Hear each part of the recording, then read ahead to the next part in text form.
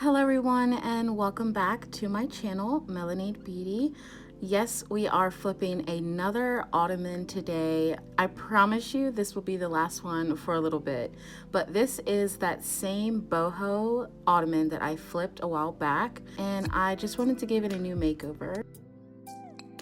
So here are a few inspiration photos of these vintage Kilim rugs that you can find in forms of ottomans, poofs, and even pillows. And these are usually very expensive, very high quality.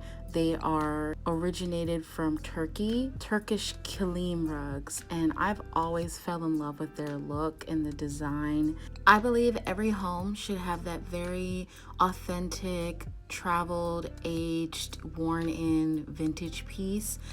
However, I am a true believer of fake it till you make it. So I'm going to be using this 5x3 Five Below Kilim rug. I love these muted colors and these warm tones in this rug, and the pattern design print is nice as well.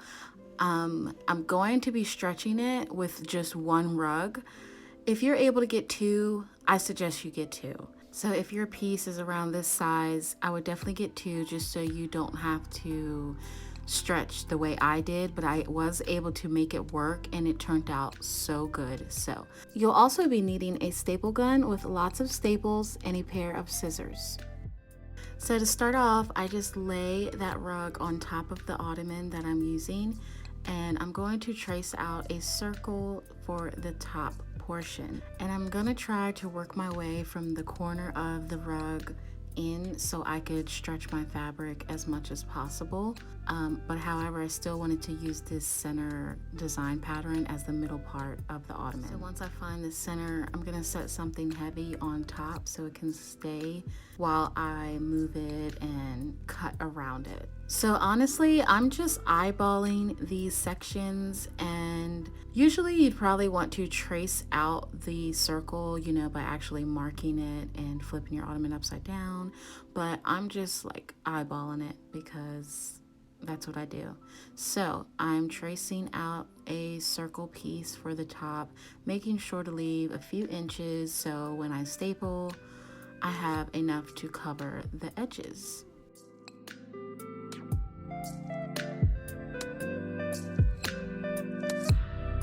Now I can begin stapling this piece down. As I'm stapling, I'm making sure to have my staples very neat and in a line and at least 2 to 3 inches down from the top.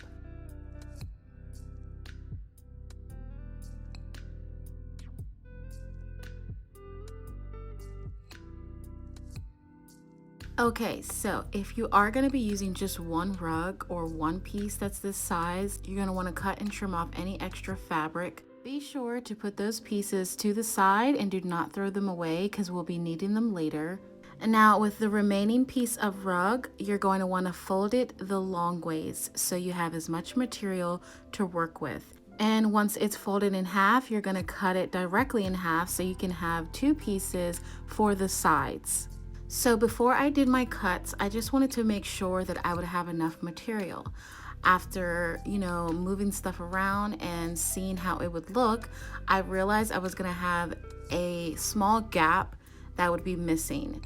However, with our scrap pieces of rug, we're gonna be using that to fill in that gap. And the reason I didn't mind doing it this way is because usually these rugs have that type of patchwork where they have, you know, inconsecutive pieces and patterns connected to each other. So I continued with my cuts and just made sure to be even and trim them around the same size.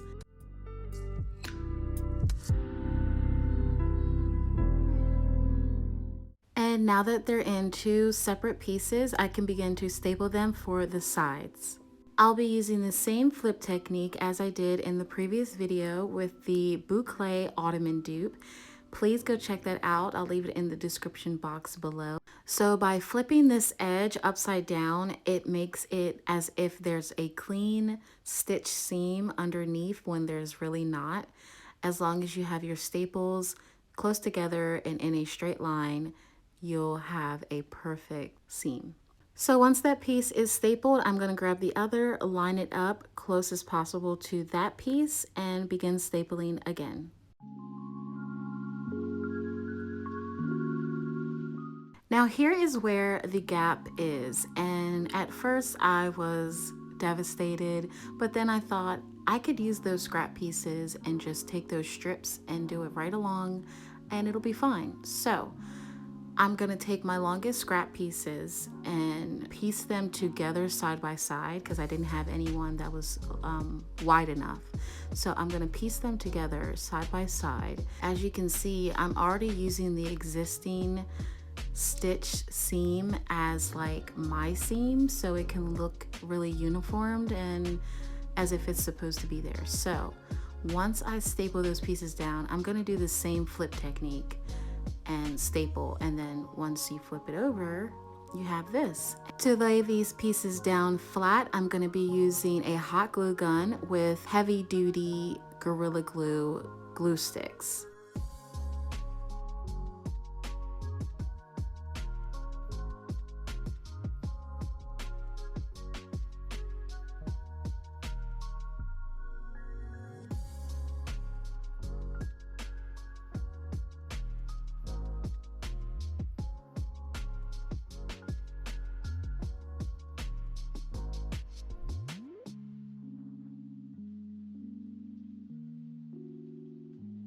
And by doing that, you get this very clean, neat seam.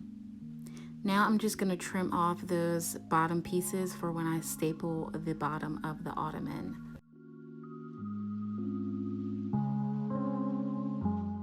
Now remember, we still need those scrap pieces that I'm putting aside and any other ones that we cut off from earlier, because once I flipped this down, it looks like it covered all of it, but I didn't have enough to actually wrap it under to staple down the bottom.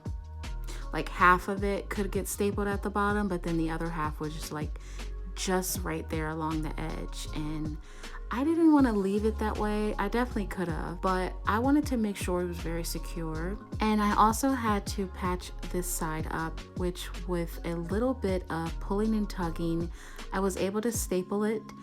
I didn't mind putting the staples there, just 3 staples, because of the busy pattern, you couldn't really tell.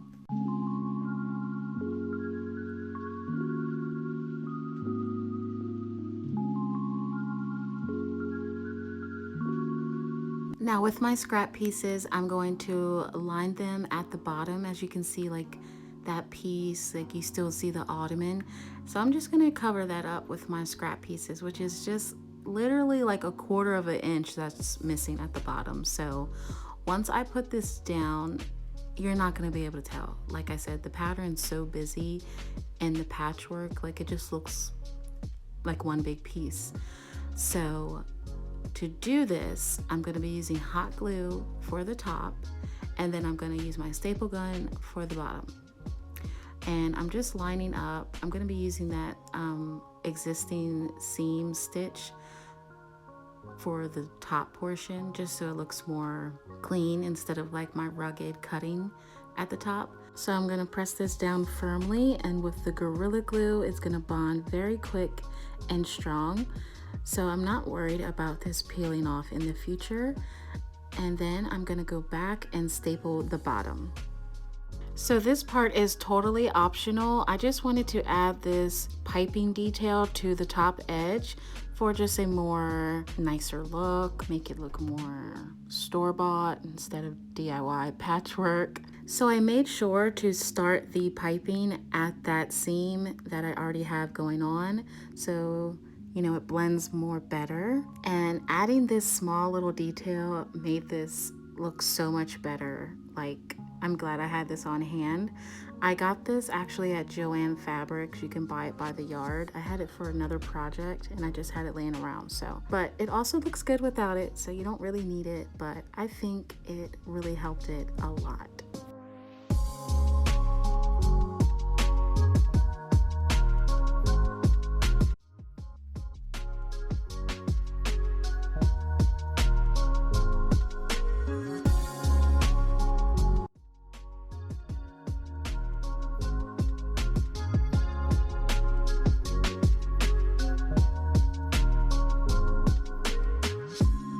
Thank you guys so much for watching. I hope you enjoyed this video. Please give it a big thumbs up if you enjoyed it, and also subscribe to my channel if you want to see more.